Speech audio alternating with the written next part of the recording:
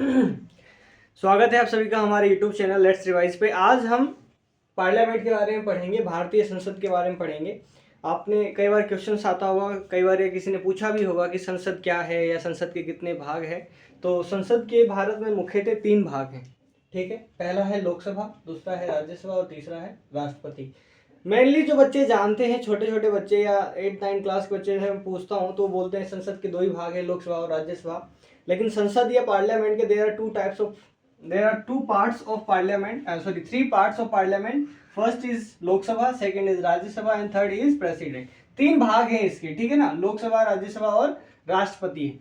अब इस तीनों भाग के अंदर अपन पढ़ेंगे कि इस तीनों भाग के अंदर होता क्या है, ठीक है। तो सबसे पहले मैंने लिख रखा है लोकसभा के बारे में। जो लोकसभा है वो आर्टिकल 81 के अकॉर्डिंग लिखा हुआ है, ठीक है ना। लोकसभा के बारे में अनुच्छेद 81वां जो है ना, संविधान के अंदर जो अनुच्छेद 81वां है, 81 जो है, उसके अंदर इसके बारे में लिखा गया है।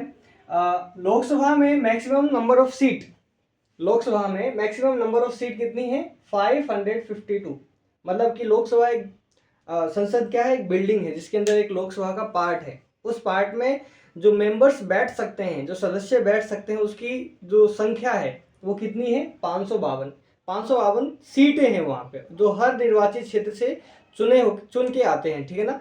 हर मतलब कि जब लोकसभा के चुनाव होते हैं तो देश को फिर 552 पार्ट्स के अंदर डिवाइड किया जाता है और वहां से लोगों को उम्मीदवारों को खड़ा किया जाता है, ठीक है ना। कैंडिडेट्स को खड़ा किया जाता है और फिर उनको लोग चुनते हैं, वोट देते हैं। इलेक्टेड होने के बाद वो यहाँ पे आते हैं। तो कितने इलेक्टेड होके आते हैं, चुने कितने जाते हैं? तो 553। 552 सीटें हैं मैक्सिमम, लेकिन चुनाव कितने पे होता है? 543 पे। इलेक्शन सिर्फ 543 पे होता है। 2 सीट्स जो होती है वो एंग्लो इंडियन के लिए होती है, ठीक है। होती थी, अब नहीं होती। 104वां जो संविधान संशोधन था, 104th कॉन्स्टिट्यूशन अमेंडमेंट जो था, उसके अंदर इसको एंग्लो इंडियन वाले प्रावधान को खत्म कर दिया गया, प्रोविजंस को खत्म कर दिया गया है। अब कोई भी एंग्लो इंडियन अपने जो संविधान है उसमें मेंबर नहीं, सॉरी, जो संसद है उसके अंदर मेंबर नहीं है, ठीक है। तो आपको इसमें मैक्सिमम क्या याद रखना है कि लोकसभा की मैक्सिमम सीटों की संख्या कितनी है? 552। और डायरेक्ट इलेक्शन कितने पे होता है? डायरेक्ट इलेक्शन का मतलब क्या होता है? जिसमें जब हिंदी में इसको प्रत्यक्ष चुनाव बोलते हैं, जिसमें जनता सामने से जाके क्या करती है? वोट देती है ईवीएम के थ्रू, ठीक है ना। तो फिर 543 पे डायरेक्ट इलेक्शन होता है। राज्यसभा में कितनी संख्या है? तो राज्यसभा में मैक्सिमम नंबर ऑफ सीट है, मैक्सिमम नंबर ऑफ सीट है 252, 252, ठीक है। इसमें से इलेक्शन कितने पे होता है? तो इस पे इनडायरेक्ट इलेक्शन होता है, इनडायरेक्ट इलेक्शन, अप्रत्यक्ष चुनाव।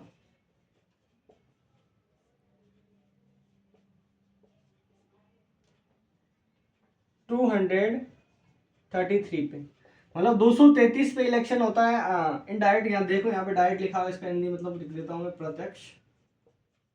प्रत्यक्ष चुनाव, ठीक। और जो बाकी बच गए हैं, जैसे कि जो 12 हैं, 12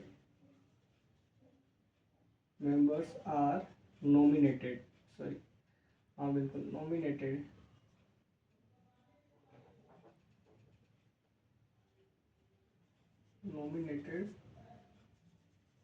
by the president, ठीक है। तो देखो 233 और 12 कितने हो गए?